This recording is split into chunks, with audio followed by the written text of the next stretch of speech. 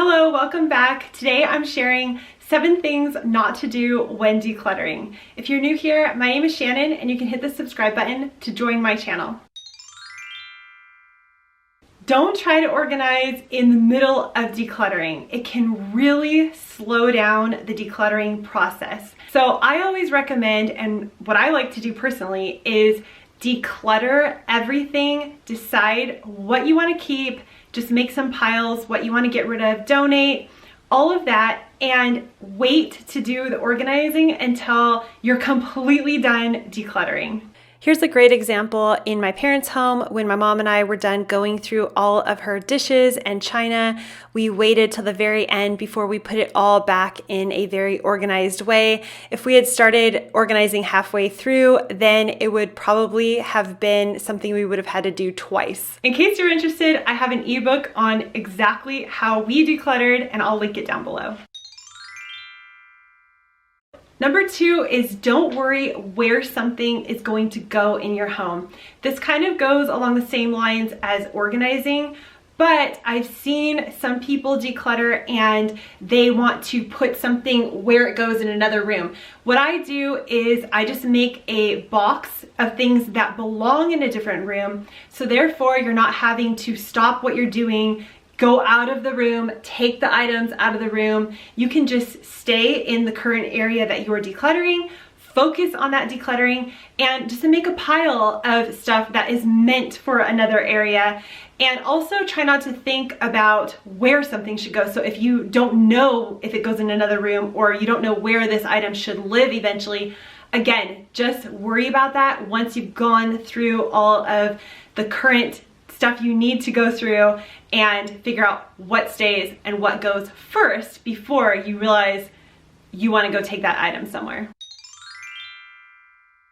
Number 3 is super important, and that is don't start decluttering too many areas at one time. When I first started decluttering, I would go from thing to thing. I would start decluttering in the kitchen, and then I would end up walking into another room and start decluttering the linen closet, and then I would head into the kids' room and start decluttering in there.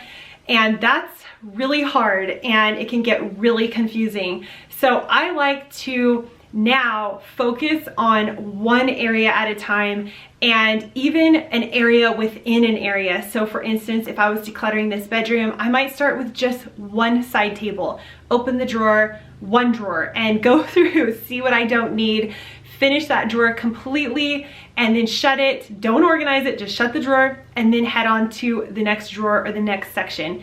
This really helps for when you possibly get interrupted and you don't have to come back to a completely torn up house. You can just come back to that one area you were working on and finish it before going on to the next area. I'm sharing these tips because I went through all this when I first started decluttering, and I've learned from my mistakes, and I want to help you possibly learn as well and give you just the tips that I know work for me. Here's a great example. When I helped my mom declutter her kitchen, we were focused only on the kitchen, and that's where we stayed the whole time. And then we would focus only on one drawer before we moved on to the next drawer. Number 4 is try not to multitask. So having the TV on, having your phone on Instagram, having to do something in the background, maybe you're cooking dinner and you're trying to run from one thing to the other. It can be so distracting, and it makes the decluttering process take so much longer than it needs to. So I always try to set up a little bit of time. It could be 10 minutes, and just focus on one area, turn off my TV, turn off my phone or mute it. Make sure it's not in the middle of dinner time. Just come up with a quiet time. I might have to schedule these times, so I might have to do this at night once my kids are in bed, or early in the morning. Just find a little bit of time here and there. And I have a whole video on how to find time to declutter that I will link down below. But find the time, and if you're doing small areas, then it should be very easy to complete one tiny spot before you move on to the other. On this day in particular, I was decluttering my boys' room, and I just made sure that I turned everything off, didn't have my phone in there so I wouldn't get distracted, and that way I could really focus and get this job done. Number 5 is try not to clean as you declutter. It is so tempting for me to try to clean an area as I'm decluttering it. So I have, my cleaning stuff out. It just can be very distracting.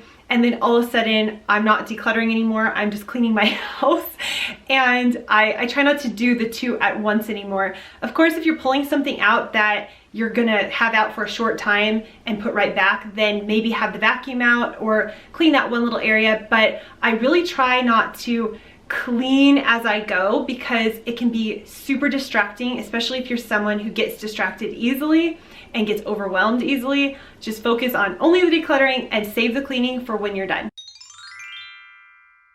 Number 6 is try not to worry about what to do with an item after you have decided to declutter it.